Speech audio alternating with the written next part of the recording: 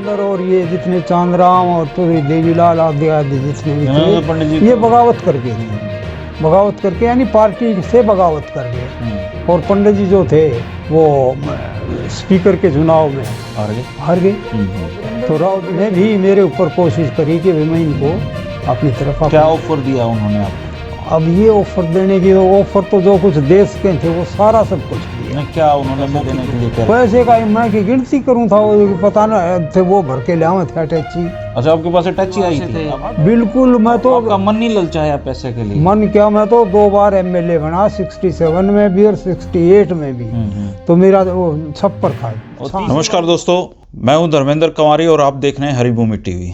हमारे साथ जो व्यक्ति बैठे हैं उनका परिचय बहुत बड़ा है। हरियाणा के गठन के साथ ही दादरी के जो पहले विधायक थे गणपत राय जी बने थे। 1967 में ये विधायक बने, 1968 में ये विधायक बने और 1972 में ये दादरी के विधायक बने। 3 बार ये विधायक बने और तीनों बार ही इनके सामने जो एक शख्स थे हरनाम सिंह जी हाँ। तीनों बार इन्होंने हरनाम सिंह जी को हराया और इनकी वजह से हरनाम सिंह जी का कभी एमएलए बनने का सपना पूरा नहीं हो पाया। इन्होंने पंडित भगवत दयाल शर्मा को भी नज़दीक से देखा है, बाकी कई मुख्यमंत्रियों की राजनीति भी देखी है। आज हम अंकल जी से पूछेंगे कि ये जो राजनीतिक सफ़र है इनका कैसा रहा है। नमस्कार अंकल जी। नमस्कार जी। तो कैसा रहा राजनीति का? आप देखो, हम उन दिनों में राजनीति में आए, जैसे आपने बताया 67, 68 और 72 जी। उन दिनों में राजनीति इतनी साफ सुथरी थी। अच्छा जी। गिदड़ी हुई नहीं थी जी जो आज हालत बनी हुई है। जी। हम तो बड़े आराम से चले और सिद्धांतों की बात हुआ करती थी। तो आज देखने में आ रहा है कि सिद्धांतों की बात नहीं, ये तो उछल कूद की और निजी स्वार्थ की ज़्यादा है और आपस का कोई वो यानी एक दूसरे से या पॉलिटिकल पार्टियों का भी कोई इतना ख़ास सिद्धांतों के ऊपर टिकाव नहीं है। अच्छा, आप तो कांग्रेस में थे ना? जी हाँ। तो आपको टिकट कैसे मिली? कैसे आप? मैं तो LLB करके यहाँ एनरोल हुआ था एज एडवोकेट दादरी में। जी हाँ। अच्छा।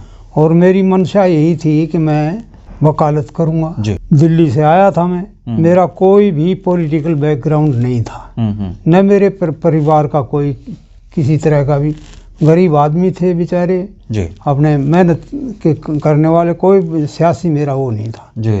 लेकिन क्योंकि हरियाणा नया ही नया बना था और दादरी रिजर्व सीट थी जी, तो उधर से इलेक्शन डिक्लेयर हो गए कि 67 के चुनाव आ गए जी।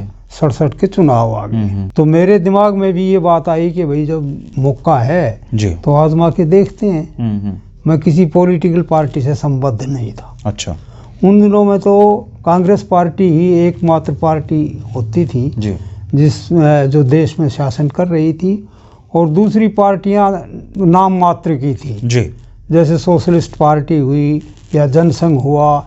इनका कोई जनता में ज़्यादा बड़ा वजूद नहीं था। बड़ा वजूद नहीं था। अच्छा, तो आपके एक मन में आया बैठे बैठे कि मुझे भी चुनाव लड़ना चाहिए? हाँ, मुझे भी चुनाव लड़ना। अच्छा, तो फिर किससे मिले आप टिकट मांगने? मैं किसी से भी नहीं मिला। मेरे को तो अपने आप ही जो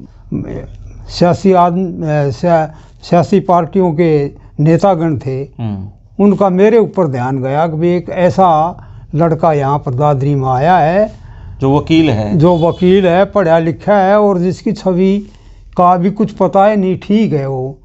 उसके ऊपर कोई। उम्र कितनी थी उस समय आपकी? मेरी उम्र होगी 32 साल की। अच्छा, 32 साल, बिल्कुल जवान थे आप। हाँ, 31-32 साल। अब भी देख लो इसमें बैठा हुई हूँ मैं पहला। अच्छा, किसके साथ बैठे हुए आप? ये MPs हैं। अच्छा अच्छा। राव गजराज सिंह हैं और वो प्रसन्नी देवी है, ये इंदिरा जी बैठी हुई है। अच्छा। तो रामकिशन गुप्ता जी यहाँ पर हरियाणा प्रदेश कांग्रेस के प्रेसिडेंट थे। इन्होंने भी MP का चुनाव लड़ना था, तो ये भी अपने नीचे जो 9 MLAs लड़ते थे, 9 सीटें होती हैं विधानसभा की, वो ऐसे आदमियों की तलाश में थे जो इनकी मनपसंद के हों और अच्छी छवि वाले हों। अच्छा। जो इनकी कामयाबी के लिए एज MP जो है ना वो मददगार साबित हो। तो इन्होंने मेरे को पकड़ लिया मतलब इन्होंने संभाल लिया मेरे को। मैंने यही कहा गुप्ता जी बात यह है कि मैंने चुनाव लड़ना है और मेरा और कोई बैकग्राउंड नहीं है और ना मेरा कोई किसी तरह का वो है।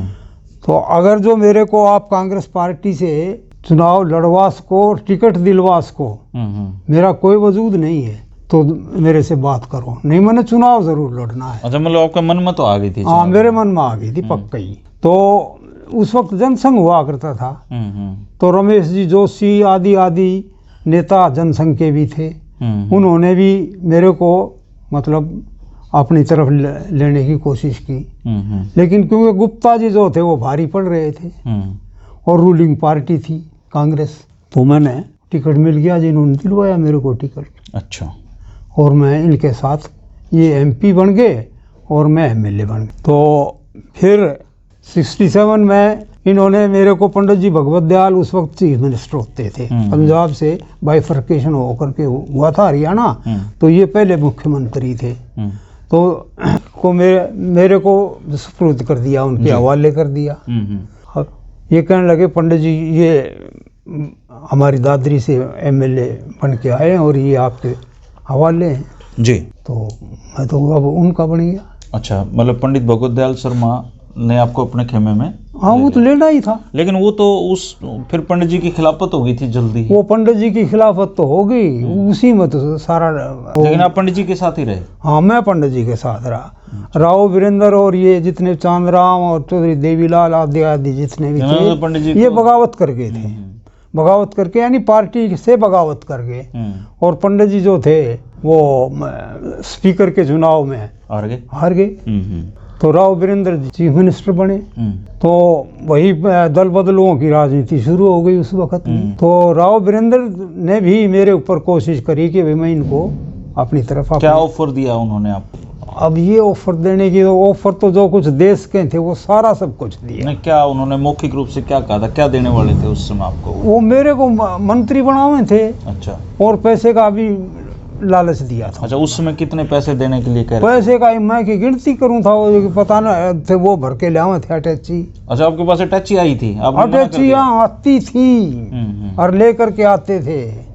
अब मैं आगे तक की बताऊंगा तो पता नहीं आप भी अचंभा। वो तो पुरानी बातें हैं, पुरानी बातें होगी। वैसे भी क्या आगे तक की गड़े मुर्दे उखाड़ेंगे तो आपको कह रहे थे एमएलए बना देंगे, वो मंत्री बना देंगे। हाँ, और पैसे दे देंगे। हाँ, वो ये कहते थे कि जो मुंह से मांगोगे ना वही आपको मिलेगा। तो आप तो गरीब परिवार से थे।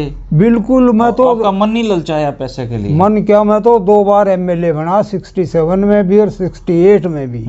तो मेरा वो छप्पर था। और तीसरी बार भी बने मेरे ख्याल से? तीसरी बार में 72 में बना। 72 उस वक्त मैंने ये मकान बना लिया था। तो ये सारे लोग प्रलोभन दिए गए मेरे को। आपने नहीं लिए? ना, मैं पंडित जी के साथ ही रहा। अच्छा। फिर आगे जाके बिगड़ गई इनकी आपस में भी, अपने गुप्ता जी की भी और पंडित जी की भी।